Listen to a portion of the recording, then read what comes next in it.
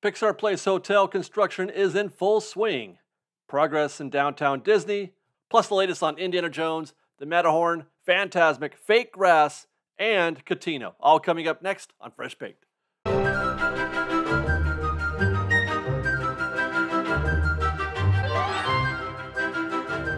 Hi guys, David here with Fresh Baked with updates for you from around the Disneyland Resort. And this week we've got one from inside what is soon to be the Pixar Place Hotel. We'll start outside first though, where they are busy repainting the building exterior. Though I kind of feel like this is exactly where we left this paint job just 2 weeks ago. But things are definitely happening inside. So much so that they had to close the regular main entrance to the hotel. The main drop-off and doors are blocked off to all guests. You literally have to go around the back.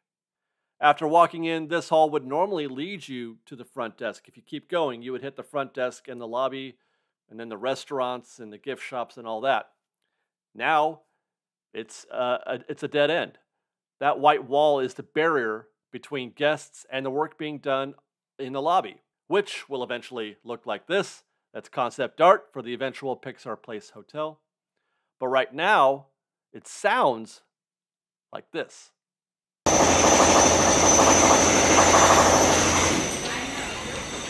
Which isn't great, of course. But, what can you do? Hotels get remodeled. Things get updated. It's noisy, but it has to be done. As for the lobby, it's in Ballroom D now. Actually, everything is in Ballroom D. The front desk, the lobby where guests can sit and watch TV while their party checks in, and the gift shop. Actually, this is all of the gift shop as best as I can tell. And again, the restaurants are closed. There are only snacks available. The nearest anything to eat is about a 10 or 15 minute walk to either the Disneyland Hotel or downtown Disney. Both you have to go through the parking lot, the Pixar Palace parking lot, over there to the downtown Disney or Disneyland Hotel, or across the street at the Grand Californian. Now, Disney is telling guests that there are updates going on. There's a notice when you make a reservation that things are happening. But I gotta say, this is really rough.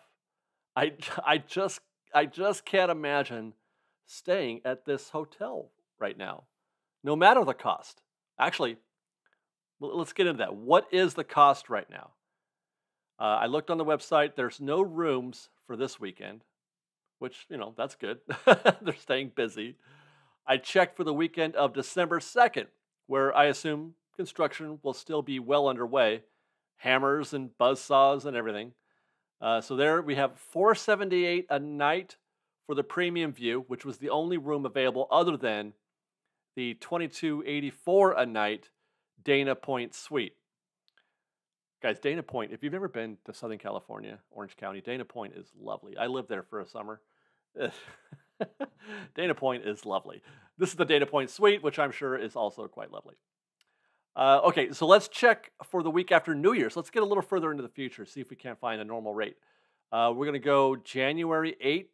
Again, I would expect construction to be ongoing, full swing.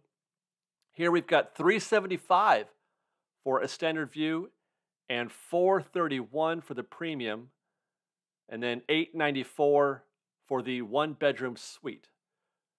Okay, so by comparison, the Grand is $616 a night for a standard view and $723 a night for a pool view, while the Disneyland Hotel is $489 for standard and $555 for premium. So you're getting a break, but not much of one, to be honest. In fact, I'd go so far as to say that they're not discounting their rates at all. If you were to rank these hotels, it would be the Grand Californian, and then the Disneyland Hotel, and then the Paradise Pier Hotel.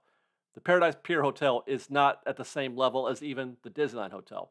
They're closer, but the distance, the separation from the proper resort, it's across the street. The amenities aren't near the same. The view isn't the same. So I would say that $375 for a standard view that's the rate. I don't think they're discounting it at all. Uh, so, I mean, there you go. There's your Pixar Place Hotel update, such that it is. I feel for the guests of the hotel. May the Disney winds blow in your favor as you make your way through an increasingly busy park.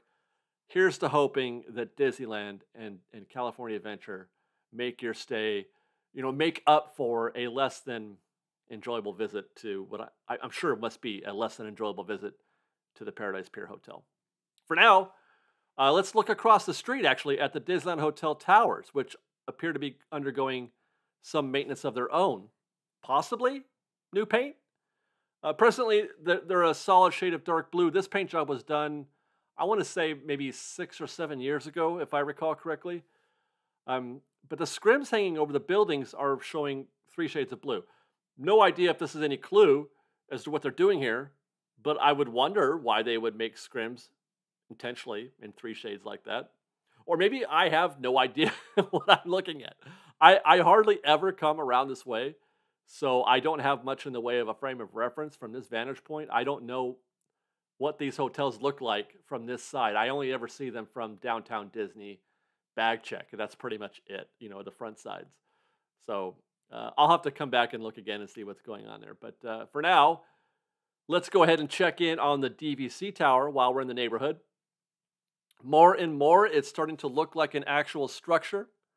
They've got scrim covering, I don't know, the bottom 4/5 of the building, which I assume will soon extend all the way to the top as things continue. I do think this is pretty much the final, not the final form, the base form of the hotel, and then we'll soon be getting into the business of putting up drywall and concrete and starting to make this thing look like a real building. And I would have to say, as I was looking at this tower and the rooms specifically that are facing us from this view will probably have the best view of any of the 4 Disneyland Hotel towers, I think, because you're looking at, you got a great pool view. You have a view of another of the hotel towers, but at least you're looking in the direction of the park, whereas the Fantasy and I want to say Frontier towers look inward. They kind of look at the pool also, but they look inward at each other. And then, the Adventure Tower's actually got a pretty decent view on those. You're either looking at the pool or you're looking at downtown Disney, which isn't terrible. But anyway, I think this building is going to look great when they're done because it looks a little bit different than the other ones, and it's going to have a great view. Okay, so on the way into the park, I also found some new fake grass here at the wedding gazebo at the Disneyland Hotel, and then this large open area on the other side. But then there was also sections that did not get fake grass. Still old grass. Speaking of fake grass, let's check in on the hub at Disneyland and the surrounding areas. Tomorrowland planters are still real grass. I'm surprised at this because we had fake grass on the planters on the opposite side, on the Jolly Holiday side. We got fake grass on those planters, but no fake grass yet on the Tomorrowland side.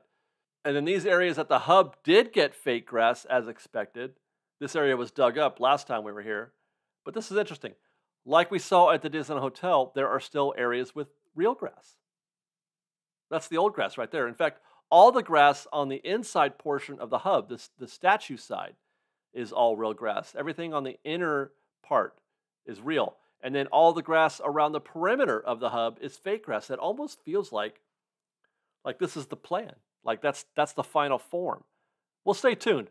That would be interesting. I would be curious why they made that decision, but I kind of feel like that's unlikely. But we'll stay tuned and we'll check that out later. For now, let's get on the monorail.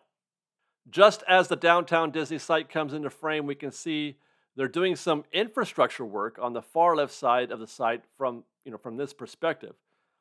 Most likely, that looks like water and sewage. Meanwhile, it looks like they've covered that area that we saw last week that showed the water runoff pipes that were installed there. That area was exposed and it now looks like it's been covered up. If you're staying at the Disneyland Hotel, I would love some footage from the Disneyland Hotel. Anybody who watches our show and is staying at the Disneyland Hotel, hit me up on the Twitter.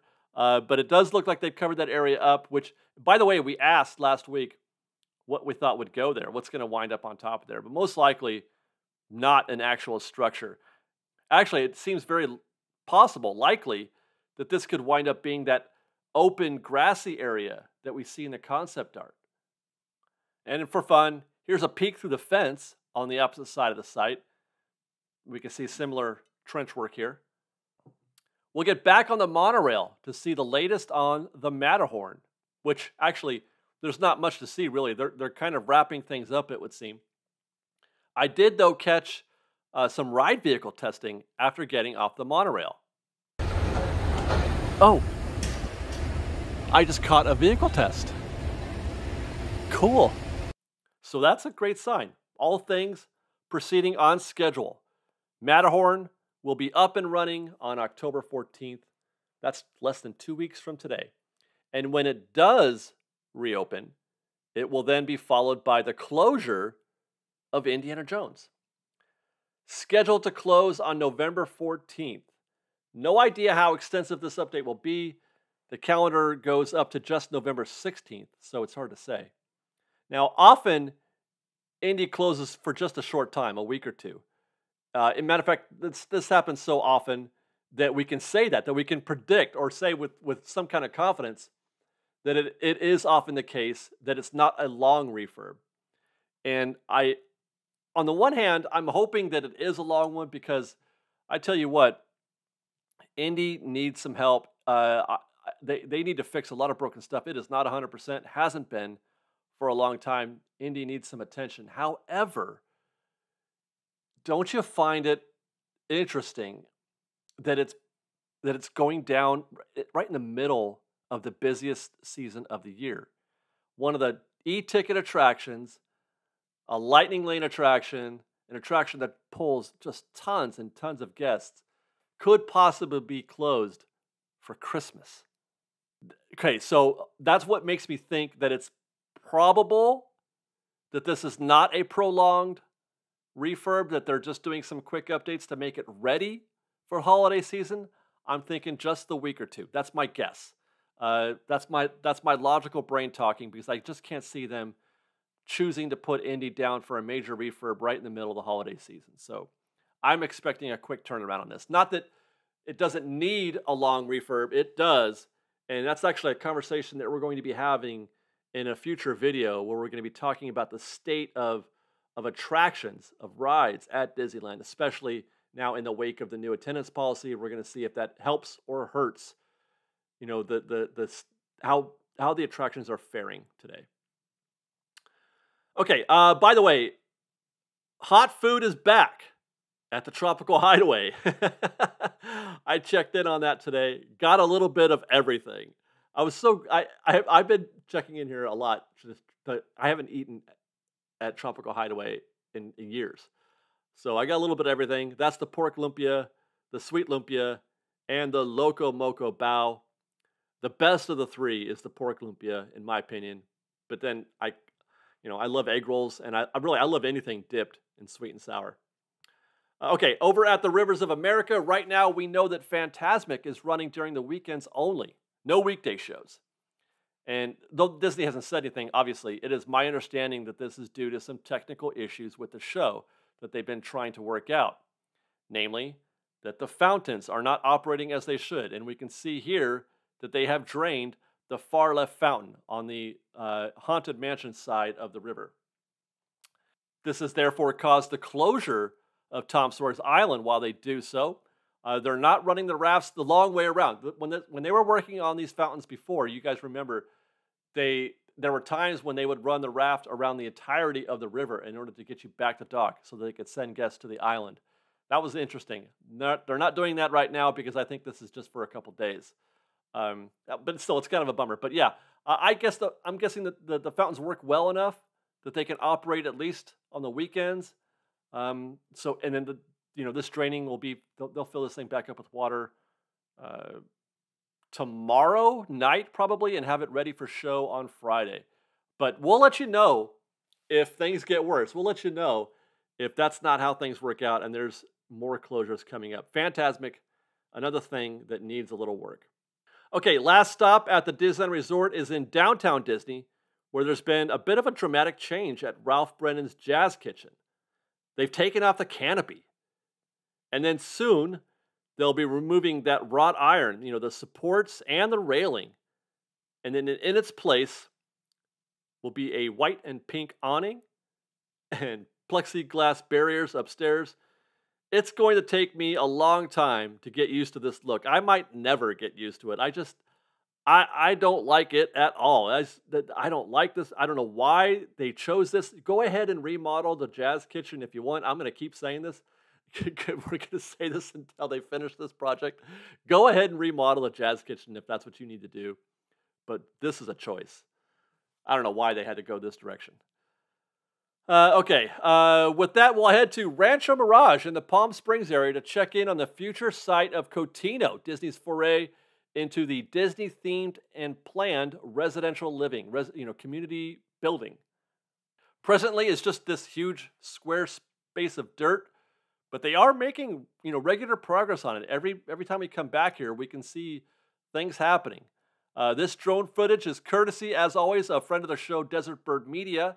And we can see that they are well into establishing some definition for the site. I have to assume those dark areas are going to eventually be streets, right? Streets that surround all of the homes within. So you got attractive homes, in all these streets. You could probably fit, 4 or 5 homes in there probably, which would make this area in the middle of the frame probably, the area without the street definition. That's probably the centerpiece of the whole property. That the man-made lake where people can go canoeing and sit on a man-made beach and in the middle of the desert.